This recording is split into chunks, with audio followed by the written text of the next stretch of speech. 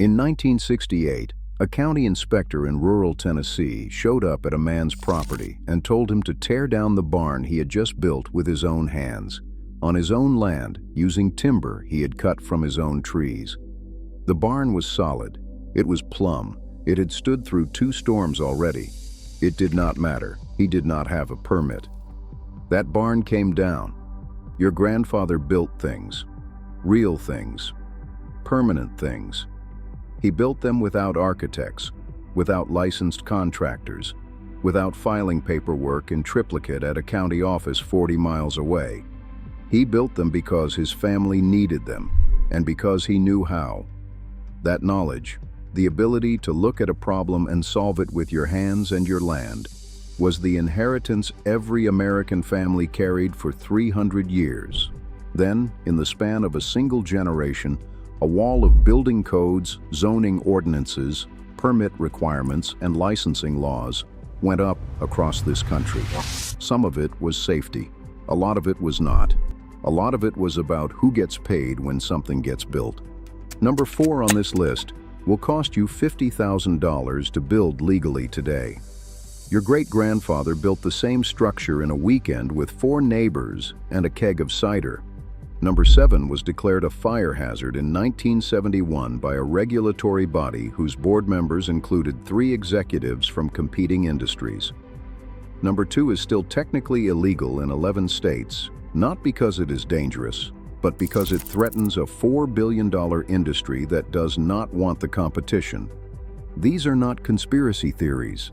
These are public records, lobbying disclosures, and zoning histories that nobody bothered to read because nobody thought they needed to. Before we start, hit subscribe. What you are about to hear is not anti-government fantasy. It is American building history, and it is about what happened when the freedom to build your own life became something you had to ask permission for. Let us count them down. Number 10. The smokehouse. Every farm had one.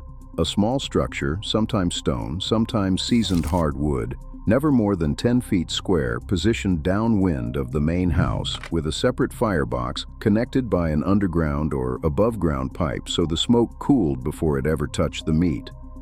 Inside, iron hooks ran the length of the ceiling joists. Hams hung there. Bacon slabs, sausage links, whole sides of pork that would feed a family from November through the following September.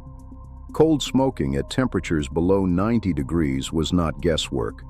It was chemistry.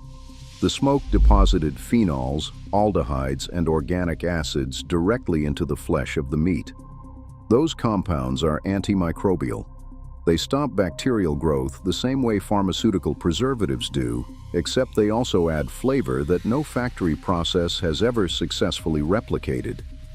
Your great-grandfather built his smokehouse from fieldstone and white oak. It cost him nothing but a week of labor. It fed his family for 40 years. Today, building a permanent outdoor structure in most American counties requires a permit. Depending on your jurisdiction, that permit requires a site plan, a setback survey, sometimes a structural engineering review. In many counties, the permit fee alone exceeds what your great-grandfather spent building the entire structure. Fire codes in most municipalities restrict open burning, which technically includes the smoldering hardwood fire that makes the smokehouse function. For personal use on your own private property, cold smoking meat remains legal in most jurisdictions. But the barriers to building the structure that makes it practical have quietly ensured that almost nobody does it anymore. The knowledge nearly died with the men who built those smokehouses. Their grandsons never learned it because the county told their fathers it was not worth the paperwork. Number 9. The hand-dug well. Before hydraulic drilling rigs arrived in rural America in the mid-20th century, a man who needed water dug for it. He read the landscape the way his father taught him. He looked for the low crease between 2 hills where water collected underground. He watched where the grass stayed green 2 weeks after everyone else's went brown. He found his water table by looking at the world around him, and then he dug. A properly hand-dug well, 6 to 10 feet in diameter, lined with fieldstone or brick laid without mortar so groundwater could seep through, cased with tight-fitted stone at the top to exclude surface runoff, and fitted with a cast-iron hand pump, produces clean water from shallow aquifers that no drought can reach. The technique is labor-intensive, but not technically complex. It requires basic masonry knowledge and the ability to read terrain. Your great-grandfather dug his well in 3 weeks. It served his family for 60 years. When the power went out, the water still came up. Hydraulic drilling companies lobbied successfully in most states through the mid-20th century to require licensed contractors for any new well installation. The stated justification was aquifer protection and water quality, which are real concerns worth addressing. The practical effect was the elimination of the hand-dug well as a legal option in most jurisdictions. Today, well installation in the majority of American states requires a licensed driller, a permitted location survey, and, in many cases, a water quality bond. In a grid-down scenario, a drilled well with an electric pump produces nothing. Your great-grandfather's hand-dug well with a hand pump produces 100 gallons a day as long as your arm still works. The well diggers who knew this trade are almost entirely gone. The knowledge lives in historical archives, in a handful of engineering school libraries, and in Amish and Mennonite communities that never stopped using it. Number 8. The spring house.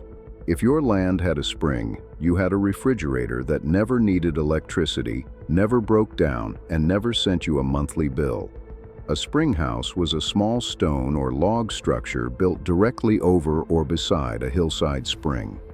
The water ran through a channel in the stone floor, kept the interior between 40 and 55 degrees Fahrenheit year-round, and your great-grandmother set her milk crocks, her butter, her leftover supper, and her summer cream directly into that cold running water every evening. The temperature inside a properly built spring house is more consistent than most modern refrigerators. It does not cycle, it does not fluctuate with the ambient air temperature, it does not require a compressor or a condenser coil or a service call when the thermostat fails. Building a spring house today requires a permit for the structure. In many counties, any modification to a natural water source, including building over or beside a spring, triggers environmental review under state water regulations. The permitting process for something your great-great-grandmother built in a long weekend can take months and cost thousands. If your property has a spring, the Agricultural Extension Office in your state will test the water for free. On your private land, serving your private family, the spring house has no regulatory burden beyond the building permit for the structure itself. But that permit, in many counties, is enough to stop most people before they start. Your great-grandmother used hers until the Frigidaire arrived. She always said the milk tasted better before. Number 7. The timber frame barn. First pattern break. Here is where the numbers get uncomfortable. A traditional timber frame barn, the kind your great-grandfather raised with 12 neighbors in a single Saturday, using hand-hewn beams from his own woodlot, mortise and tenon joinery, and wooden pegs driven with a mallet, is a structural engineering achievement that modern contractors charge between $80,000 and $250,000 to replicate today. Your great-grandfather built his for the cost of the food he fed his neighbors at the Raising Bee. The community came. The frame went up. Everybody worked. Everybody went home fed. The barn stood for 100 years. Modern building codes in virtually every American county require licensed contractors for structural work. Owner-builder permits exist in most states, but they are cumbersome. Many require you to occupy the structure as a primary residence for a minimum period before any sale. Agricultural structure exemptions exist in some rural counties, which is why you still occasionally see a new barn go up without a contractor. But those exemptions are narrowing as agricultural land gets reclassified under suburban zoning. The codes were written partly for legitimate safety reasons. They were also written with significant lobbying input from licensed contractor associations that had a direct financial interest in eliminating the owner-builder from the market. The skills have not disappeared. Timber framing schools operate across the country. Organizations teaching traditional joinery run waiting lists, but the regulatory environment has made it nearly impossible to use those skills on your own land without either hiring someone else to do it or navigating a permit process that most people abandon before they finish the paperwork. Your great-grandfather's barn required one thing: knowing how to build. That used to be enough. Number 6. The outhouse and composting privy. Before indoor plumbing reached rural America, the privy was standard issue, not a temporary inconvenience. A permanent functional sanitation system that, when properly sited and maintained with a covering of lime or wood ash after each use, produced no sewage, required no water, generated no water pollution, and composted human waste into soil amendment over time. Joseph Jenkins wrote the Humanure Handbook, now in its 4th edition, documenting the verified science behind high-temperature thermophilic composting of human waste into pathogen-free garden material. The process, done correctly, produces compost that independent laboratory testing has confirmed is safer than municipal sewage sludge, which is routinely contaminated with pharmaceutical residues, microplastics, and industrial chemicals before it gets applied to American farmland. Your great-grandmother used a privy her entire life and raised healthy children in it. Local health codes in most American counties require connection to a municipal sewer system or an approved septic system. Composting toilets require a specific permit in most states, and the permit pathway is deliberately complicated in jurisdictions where the sewage utility has regulatory influence. The underlying principle that human waste is a resource rather than a hazard to be flushed away at municipal expense is one your great-grandparents understood without a regulatory framework telling them so. The county health board did not agree, and the sewage utility that collects your bill every month certainly does not. Number 5. The adobe and cob house. In the American Southwest, people have been building with adobe for over 1,000 years. The Pueblo people constructed multi-story structures from a mixture of clay, sand, straw, and water that are still standing today. Your great-grandparents in New Mexico and Arizona built their homes from the same material. They picked their building material up from the ground. They mixed it with their feet. They stacked it into walls that stayed cool in 110-degree summers and warm in hard winters because of their thermal mass. Adobe walls do not insulate the way fiberglass bats insulate. They work differently. They absorb heat during the day and release it slowly through the night, moderating temperature swings in ways that modern insulation cannot replicate in dry climates. The physics have been documented. The performance is real. Modern residential building codes in most American counties require minimum insulation R values. Adobe and cob construction do not meet standard R value requirements because they do not function through thermal resistance. They function through thermal lag. The code does not recognize the distinction. That means your great-grandmother's building method, which worked for 1,000 years before anyone invented fiberglass, is prohibited under most residential codes because it does not conform to a standard written for manufactured materials. New Mexico has a specific adobe building code. A handful of other states are beginning to recognize alternative building methods. But the default assumption of American building regulation is that you purchase manufactured materials and hire licensed labor. Your great-grandmother's house cost her the labor of making it. The county would like a word. Number 4. The community raising bee. This is the one that gets people. Because it is not just about a building technique. It is about what we lost then we outsourced the act of building to a licensed professional class. A raising bee was not a barn dance.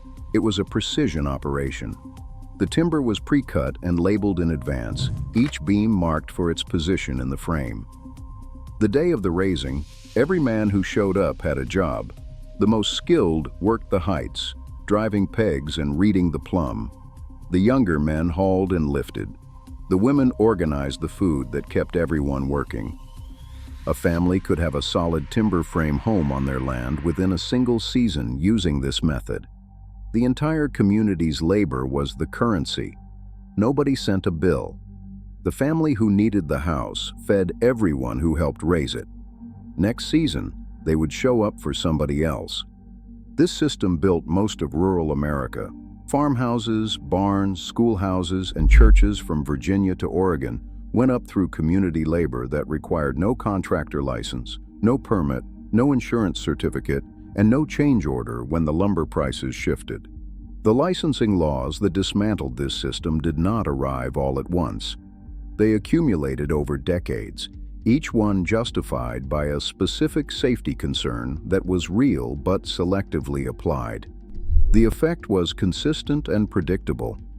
Work that communities had done for themselves for 300 years became work that required a licensed professional.